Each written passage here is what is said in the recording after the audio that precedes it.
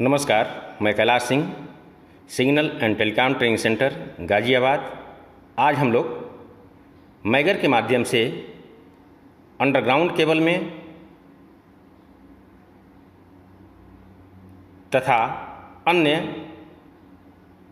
Telecom equipment या signalling equipment में insulation value check करना सीखेंगे। Experimental method. मैगर एक प्रकार का हाई रेजिस्टेंस मापने का यंत्र है। इसका प्रयोग प्रायः 1 मेगा ओम से अधिक रेजिस्टेंस ज्ञात करने के लिए किया जाता है। इसके द्वारा किसी यंत्र में लीकेज करंट चेक करने, इंसुलेशन टेस्ट करने तथा विद्युत वायरिंग आदि में फेज तथा न्यूटन के बीच में अर्थ टेस्ट भी किया जाता है। इसमें एक हाथ से चलाने वाला डीसी जनरेटर होता है। तो यहाँ पर हम देख रहे हैं कि मैगर जो हैं 2 प्रकार के होते हैं। एक होता है एनालॉग मैगर, जिसमें हैंडल लगी होती है और उसको जब हम रोटेट करते हैं 150 आरपीएम पर मिनट की दर से या उससे अधिक दर से, तो इसमें जो है डीसी जनरेट होता है। और जो एक डिजिटल मैगर होता है, डिजिटल मैगर में हैंडल की जगह पे प्रेस स्विच दिया रहता है। उस प्रेस स्विच को दबाने पे जो है वहाँ पे डीसी जनरेट होती है।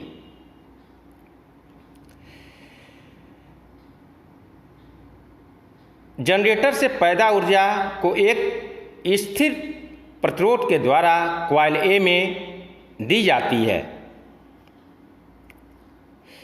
जैसा कि आप देख रहे हैं कि यहाँ 2 प्रकार के मैगर आपको दिखाई दे रहे हैं।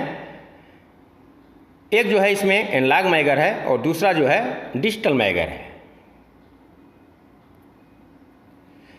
इस कॉइल ए को प्रेशर कॉइल कहते हैं। एक दूसरी कॉइल भी जो कि प्रेशर कॉइल के समकोण पर एक ही चुंबकीय क्षेत्र में व्यवस्थित होती है, जिसे करंट कॉइल कहते हैं। जब हम किसी पदार्थ का इंसुलेशन टेस्ट करते हैं तो उसे टर्मिनल X तथा Y के बीच में कनेक्ट करते हैं। जैसे मान लीजिए अगर हमें केबल का जो है जो अंडरग्राउंड केबल है उसका इंसुलेशन वैल्यू चेक करना है किसी पेयर का, तो उस पेयर को X और Y जो उसमें टर्मिनल्स दिए हुए हैं, जो लाइन और अर्थ का, उस पर कनेक्ट करते हैं। यदि पदार्थ का इंसुलेशन अच्छा है तो मैगर का संकेतक अनंत रीडिंग दिखाएगा। यदि इंसुलेशन पदार्थ का प्रतिरोध कम है तो संकेतक उसका मान प्रदर्शित करने लगेगा। यदि X तथा Y सिरों पर कोई प्रतिरोध लगा दिया जाए तो प्रेशर कॉइल से करंट कॉइल में से धारा प्रवाहित होने लगती है, जिससे मैगर का संकेतक डिस्प्ले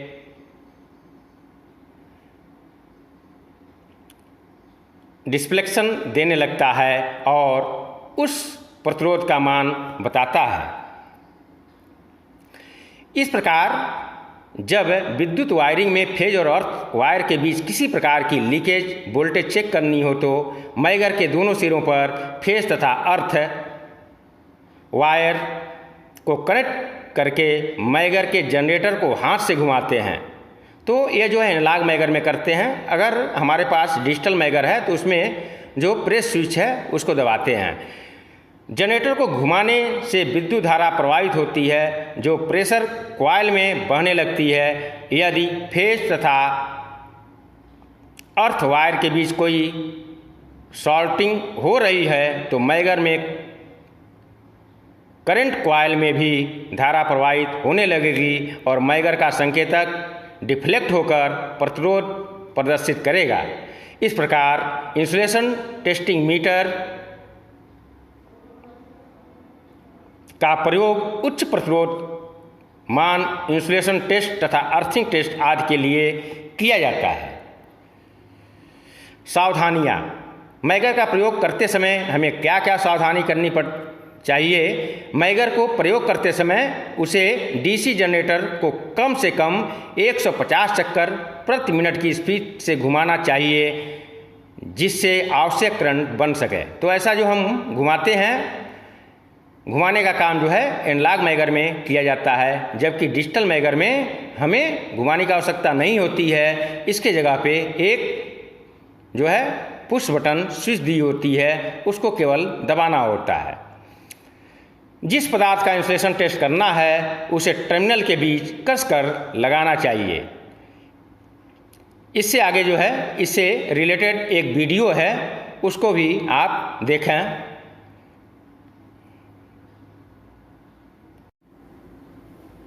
नमस्कार, मैं Kailash Singh, signal and telecom training centre Ghaziabad. आज हम लोग मैगर मीटर की सहायता से अंडरग्राउंड केबल में इंसुलेशन रेजिस्टेंस चेक करना सीखेंगे।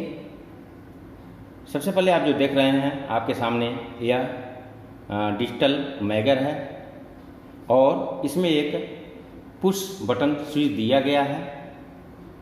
इस पुश बटन स्विच को प्रेस करने पे यहाँ पे कुछ वैल्यू शो होती है।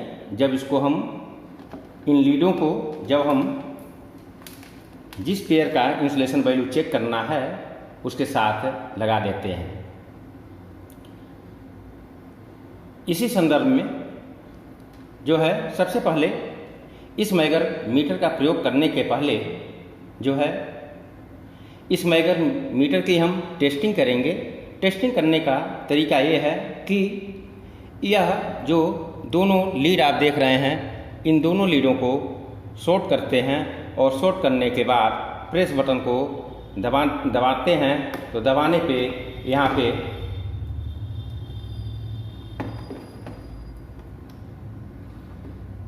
जीरो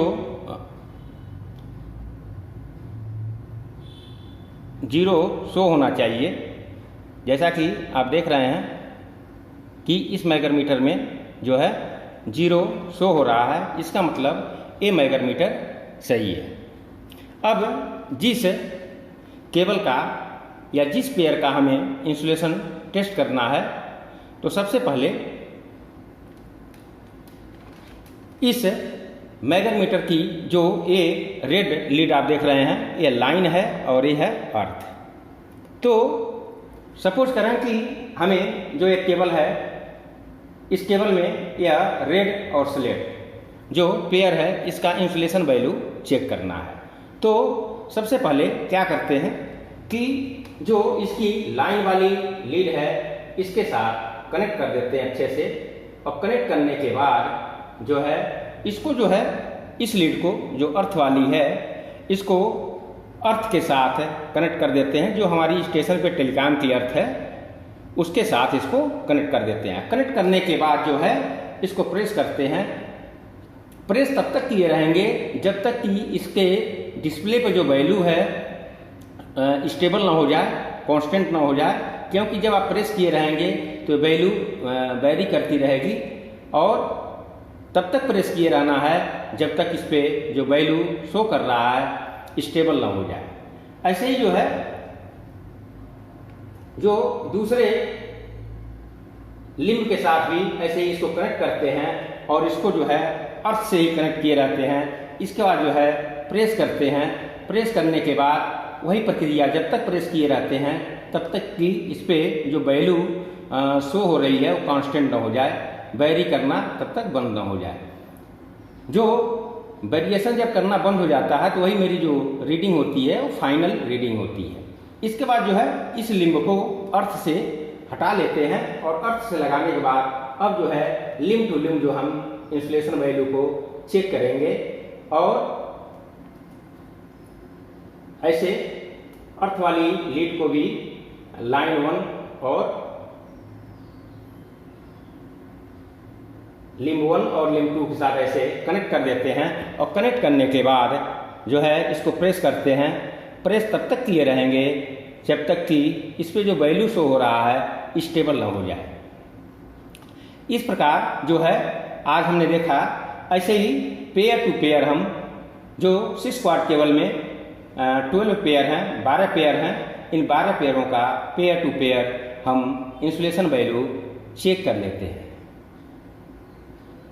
इंसुलेशन मान चेक करने के पहले हमें ये ध्यान देना होता है, जिस पेयर का हमें इंसुलेशन वैल्यू चेक करना है, सबसे पहले वह पेयर दोनों इंड पे जो है उस पर कोई इक्विपमेंट नहीं लगा होना चाहिए। जो भी इक्विपमेंट लग रहा है उसे वहाँ से डिस्कनेक्ट कर लेना है, और डिस्कनेक्ट करने के बाद सबसे पहले उस पेयर का लूप करके मल्टीमीटर की सहायता से रेजिस्टेंस चेक करना है।